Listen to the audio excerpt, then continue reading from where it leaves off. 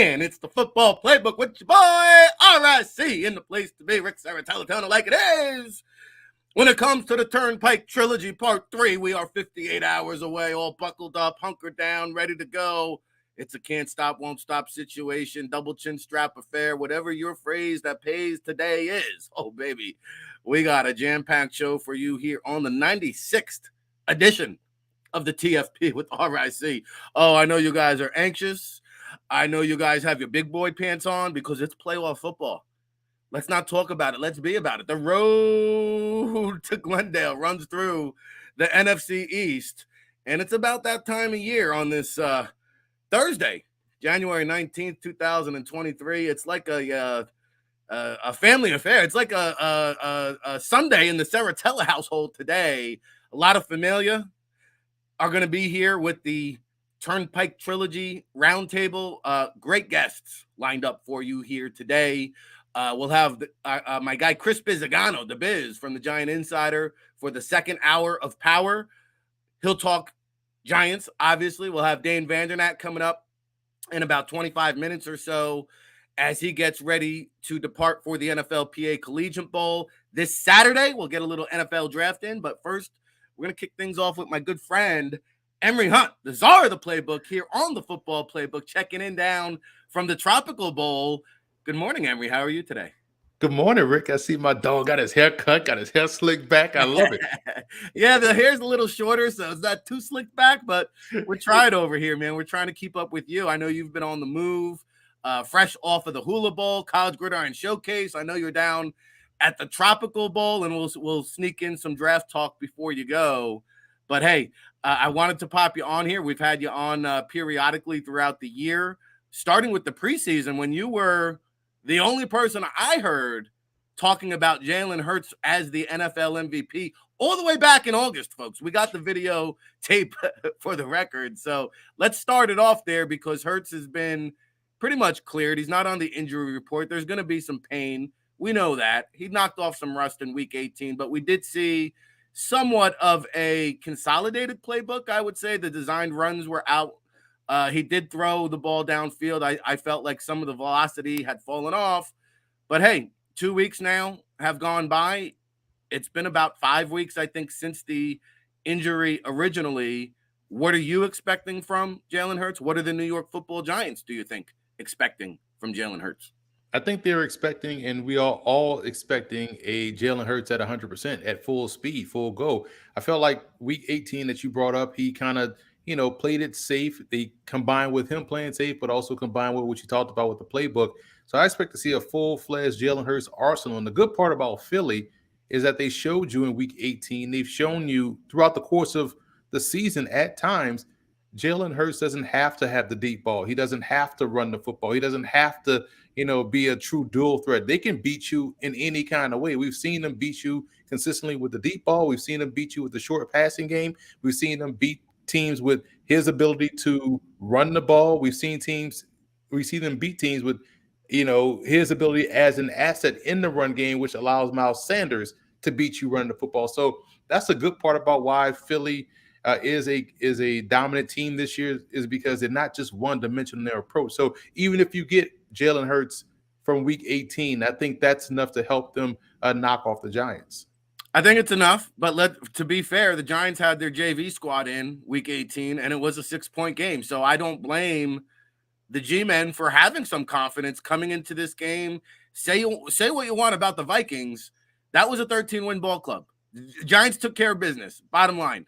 And so to your point, yes, Jalen Hurts, we've talked about the Eagles offense. It's like a chameleon. It could change every which way of the week. And Jalen will be the first to tell you he's a triple threat because he'll beat you with his arm, he'll beat you with his legs, and he likes to slice you mentally. That was one of my favorite lines of the season, by the way. Now, that being said, the end of the year, week 18 is really all we have to go off of. Gardner Minshew, it was kind of the same offense, but again, minus the designed runs. However, when I watched the Giants against the Vikings last week, it was their offense that kind of looked like the Eagles' offense from the first half of the season where, there was Saquon Barkley. He was sprinkled in conservatively, only 9 carries, I think 5 catches. And it was Daniel Jones with 17 rushing attempts. And I see down the stretch, He's averaged about 50, 60 rushing yards a game. He's completing 72% of his passes. Who is this man they call DJ? Well, here's the thing. I've said this before. Daniel Jones this season has kind of changed the conversation between him and the Giants. I'm not going to go far and say he's their franchise guy. They need to lock him up and give him a Mahomes, Aaron Jones contract. No, that's idiotic. But what he has done is played the Giants out of the top 10. So out of the elite quarterback territory to draft in a draft. So now you have to have the conversation of, man, okay, we can't, unless we trade assets up to go get a top tier guy, your Anthony Richardson, your CJ Stroud, your Bryce Young, or do we kind of pay Daniel Jones, not necessarily the Mahomes contract? We don't want to get caught in a Tannehill / Kirk Cousins situations either. What's the right number? But you have to credit Daniel Jones for forcing that particular conversation, because going into the season, it was about Giants are probably going to win 6 or 7 games. They'll be picking in the top 10. They'll draft the guy. But as the season starts to matriculate on, this is something that, because of his play and conservative play, because again, if you listen to Giants fans and Giant beat, you think Daniel Jones is up there with 30 touchdown passes, 6 interceptions, over 1,000 yards rushing. He has 15 touchdown passes, 700 yards, 7 touchdowns on the ground. Solid numbers. It's funny because Jalen Hurts had those stats last year, and all you heard from everybody was they got to move on from Jalen Hurts, draft Matt Corral, wait for Spencer Rattler, draft this guy, but for now for Daniel Jones, it's, he's the future, lock him up.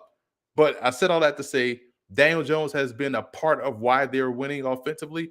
It works in conjunction with what Saquon Barkley has done as a healthy option this year for the full season.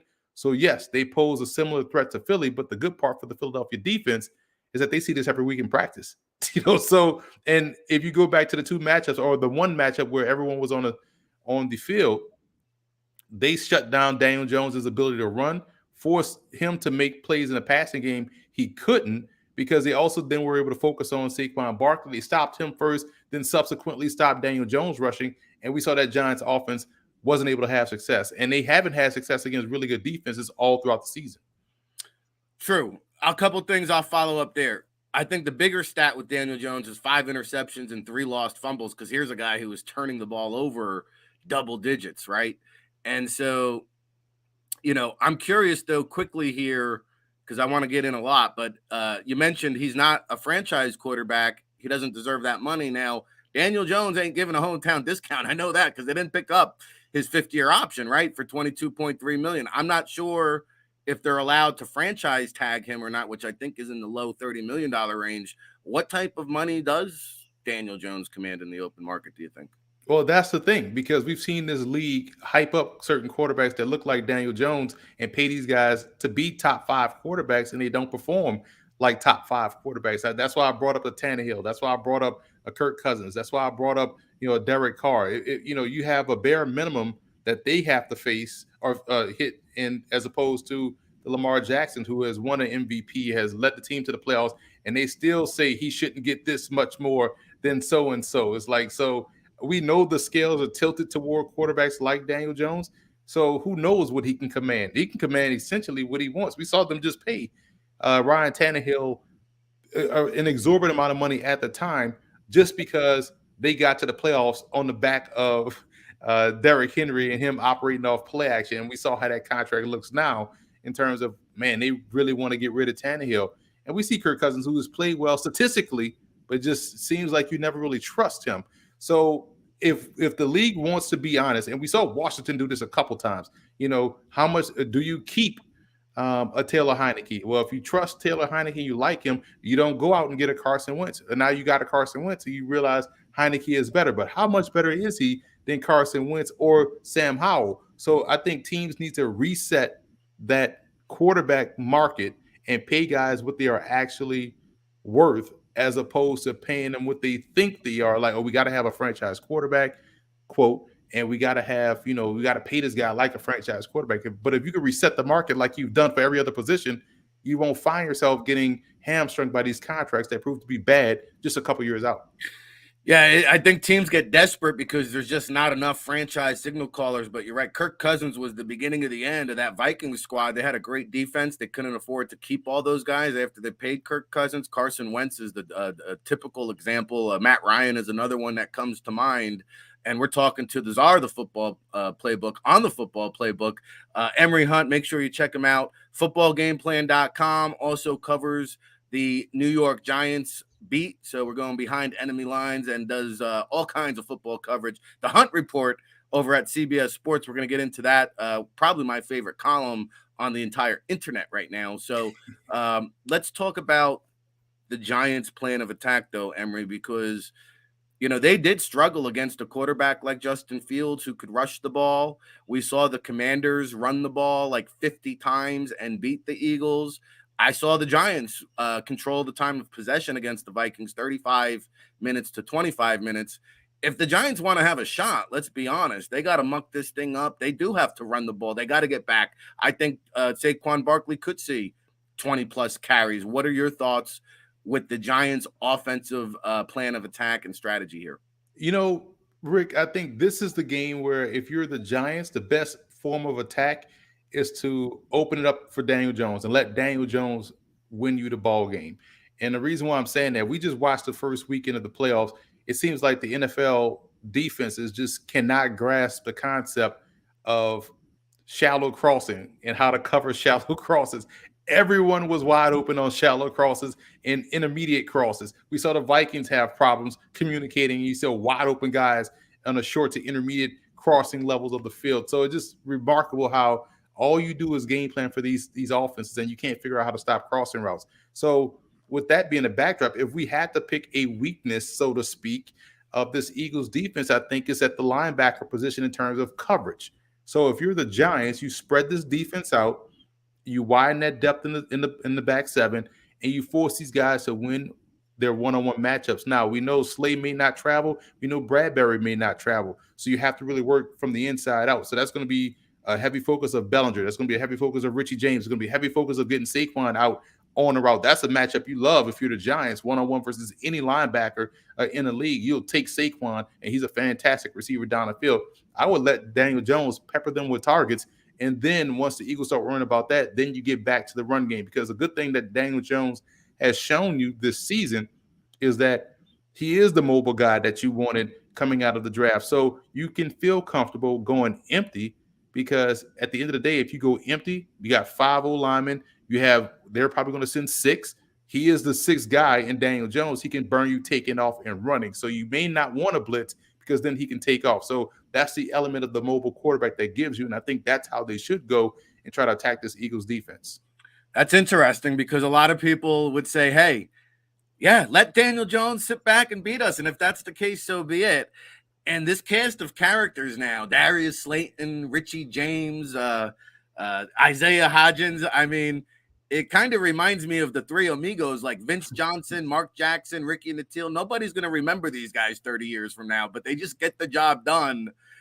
I haven't watched the Giants with the laser eye like you have. Who is the primary slot receiver, Emery? Because Avonte Maddox probably isn't going to play. They've struggled. Now, Chauncey Gardner-Johnson's back, but Josiah Scott's been sprinkled in. Sometimes you see a Kayvon Wallace. That, to me, is also a vulnerable spot on the Eagles' defense. Who would be the Giants' wideout that sees the majority of those slot snaps? Is Richie James, and that goes all the way back to OTAs, mini camp, training camp. Richie James was the star of the summer and spring for the Giants, and that's the guy. That's the slot guy. The good thing for Philly coming into this matchup, they don't have to worry about the deep vertical passing game from Daniel Jones or the Giants receivers. And they should feel pretty confident in their ability to man up one-on-one deeper down the field.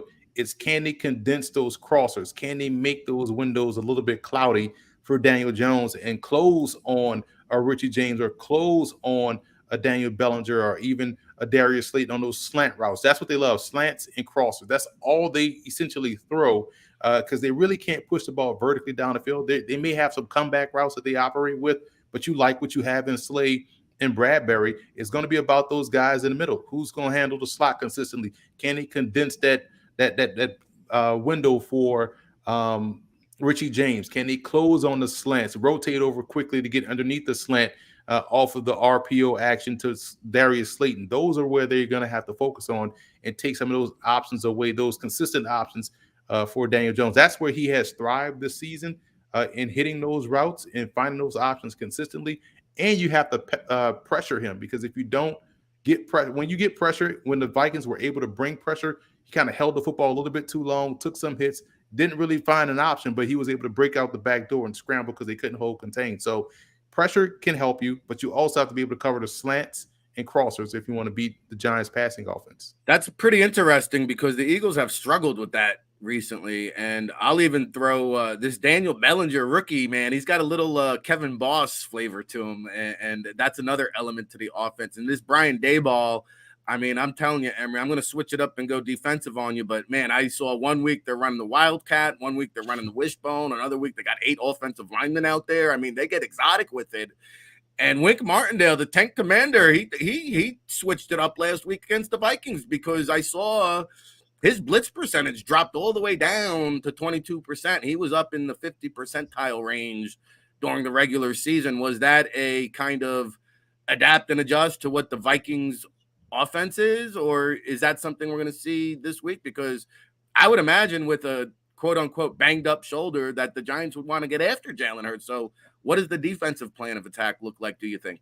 Well, that's the problem, because you really can't. He probably should have kept the blitz percentage up last week against Kirk Cousins, because Kurt is not getting out the pocket. Had Kurt had any mobility, I think they beat the Giants. He wasn't moving. He wasn't getting out the pocket. He wasn't threatening them with his legs, because he just really is not that type of player. And so they really had the luxury of playing either man or zone. This time, I think you're going to see a lot more zone, maybe some fire zones where they kind of zone blitz and drop back behind it. But you also have to be careful because of how well the Eagles block things up front. So they can hit you with quick hitters. That could be that if you're blitzing and you have backs like Miles Sanders, the giant killer in Boston Scott, running these quick hitters behind pressure in the run game, it could be a chunk play, situation for that Eagles run game. So they have to be careful, and you don't want to leave those corners isolated one-on-one against guys. They have 2 number ones, and also the Devonta Smith and AJ Brown, and the Giants have been very vulnerable to the tight ends. And now you have a healthy Goddard out there as well. That's another one-on-one matchup that you don't want to leave yourself vulnerable to if you're sending so much pressure. So I'm expecting a lot more zone, but the difference now, that Giants defensive front is starting to find their rhythm and get pressure. So this Eagles front 5 will have to be able to hold their own, because Kayvon Thibodeau has turned it on, and we're seeing Dexter Lawrence get that interior pressure, and Leonard Williams does what Leonard Williams does. So how they block up front without pressure is going to be more vital than can they handle the pressures that they're going to see from Wink Martindale.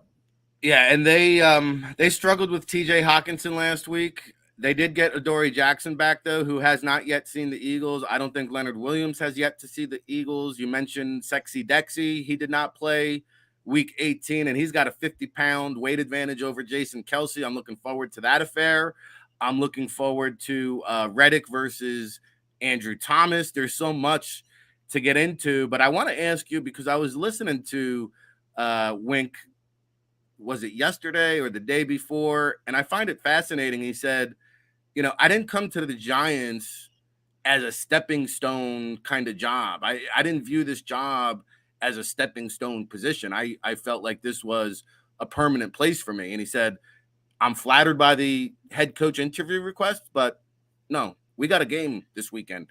That can wait till next week, which is a stark contrast to how the Eagles assistants are handling this. And I know Jonathan Gannon and Shane Steichen were asked about it, because Gannon's going on like 3 or 4 job interviews this weekend. Shane Steichen's going to interview, and they were asked about it yesterday, and they just simply said, on to the Giants. However, like, if I'm Nick Sirianni, that kind of irritates me, but keeping it to the Giants perspective, I mean, I thought that was pretty impressive for Wink Martindale. I mean, to getting into the coaching profession, all these guys have ambitions of ultimately one day becoming a head coach, but he is so laser focused.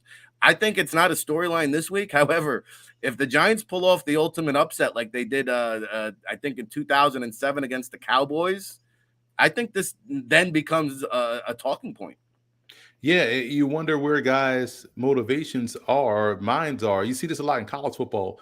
Right before bowl season, coaches are, interviewing, and then now you put the players in a bind to where they don't know if the coach is going to be there or not. So now, in conjunction with guys sitting out bowl games, and the coach is halfway checked out. We saw this whole thing play out this season with Coastal Carolina and Jamie Chadwell.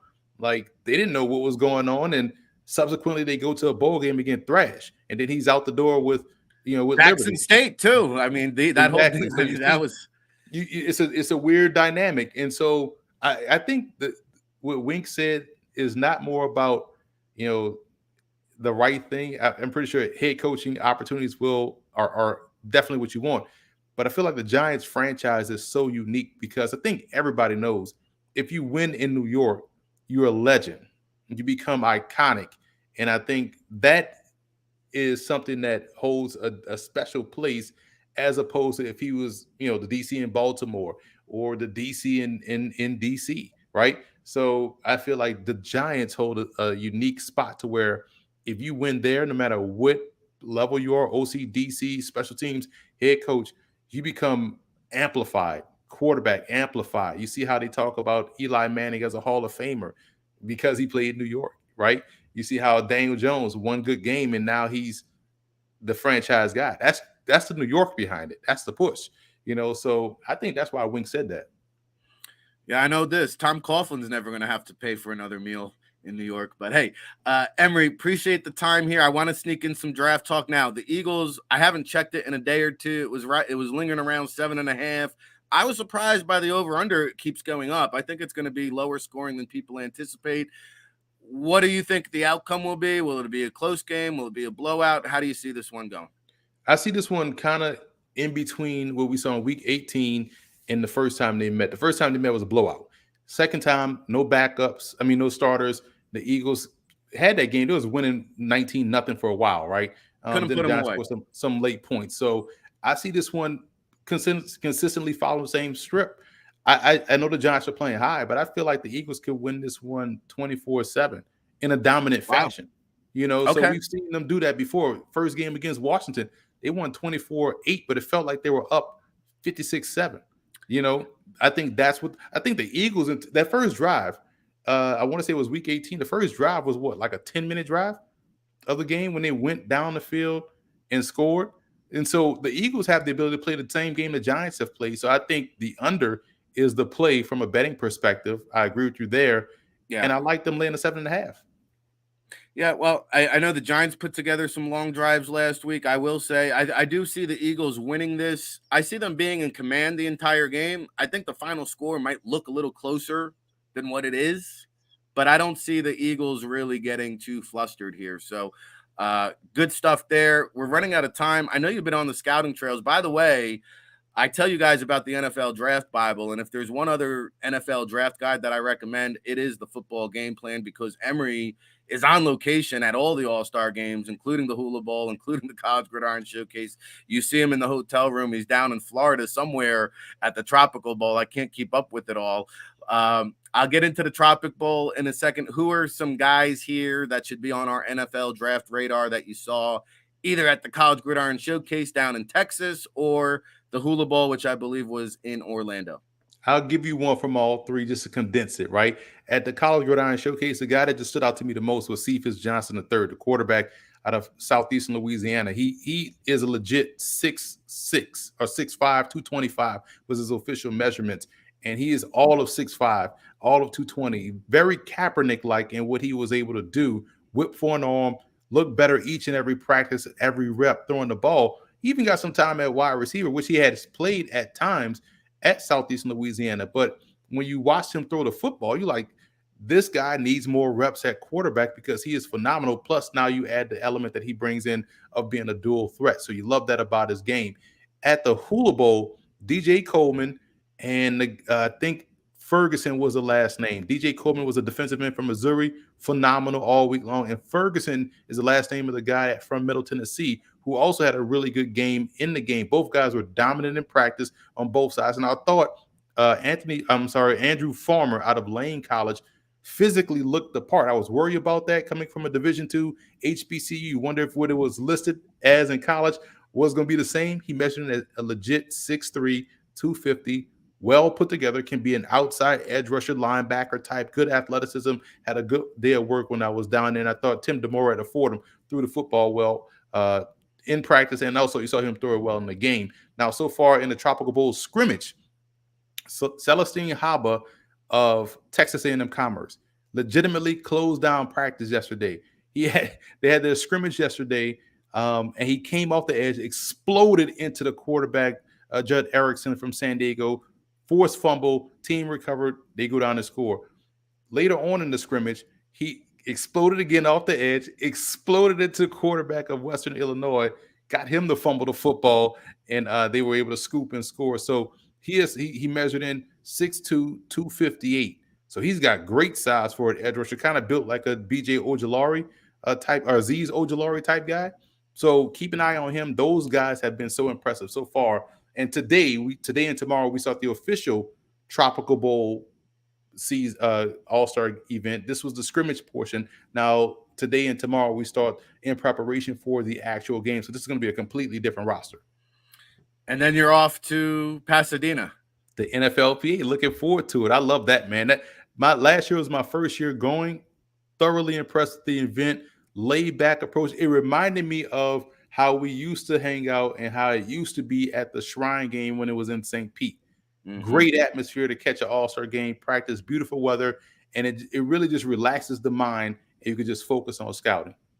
When's the last night you spent a night of sleep in your own bed? Last weekend. So I was here for the Hula Bowl, left on Friday night. So Saturday and Sunday I was home, came back down to Orlando on Monday, and I leave here Friday night. I'll be back at home Friday night, Saturday, Sunday, and head out to Pasadena on Monday. So I broke it up a little bit this year, kind of snuck a couple days at home so I could wash clothes, pack again, and then head back out. Man, I hope you got the clear to get through that Newark airport. I love clear. I have clear and TSA pre-check. So it's like the 80s for me. I can walk up to the plane. Hey, Emery, man, appreciate the time. Great to catch up. I'll see you soon. Can't wait. Buckle up. Look forward to it, my bro. All right, there you go. At Football Game Plan, Emery Hunt, one of the best follows. And, man, he just covers it all, NFL, college, alternate football, and we'll pop them up here periodically throughout the new year. It is the 96th edition of the Football Playbook here on this Thursday, January 19th. Got to pay some bills. Take a quick break. When we come back, we'll have the executive director of the NFLPA Collegiate Bowl. We'll talk a little bit more NFL draft. We'll take a break from the Turnpike Trilogy. We've been breaking it down all week long. Smash that like button. Don't go